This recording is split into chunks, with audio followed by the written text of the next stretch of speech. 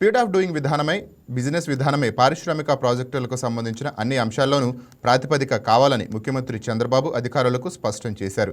ప్రభుత్వం ఆమోదించిన ప్రాజెక్టులు త్వరితగతిన కార్యరూపం దాల్చాలని దిశానిర్దేశం చేశారు.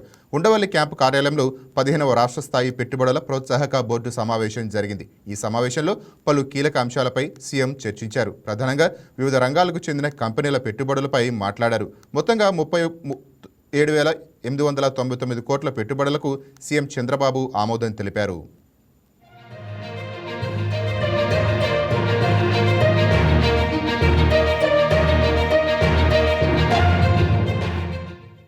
ఈ పెట్టుబడుల ద్వారా 56,692 మందికి ఉపాధి అవకాశాలు వస్తాయని ప్రభుత్వం భావిస్తోంది. ఐటీ, విద్యుత్, పర్యాటకం, ఫుడ్ ప్రాసెసింగ్, మౌలిక సదుపాయాలు, పరిశ్రమల రంగాలకు చెందిన వివిధ పెట్టుబడి ప్రతిపాదనలకు ఎస్ఐపిబిలో ఆమోదం తెలిపారు. ఈ సమావేశానికి మంత్రులు Lokesh, Anagani Satyaprasad, TG Bharat, P Narayana, Atchannaidu, Gottipati Ravikumar, BC Janardhan Reddy, Vasamsetti Subhash, CS K Vijayanand, వివిధ శాఖల ఉన్నతాధికారులు హాజరయ్యారు.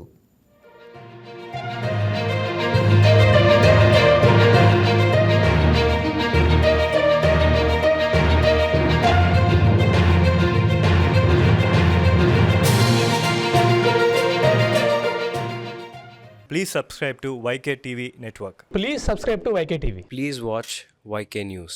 Don't forget to subscribe YK News channel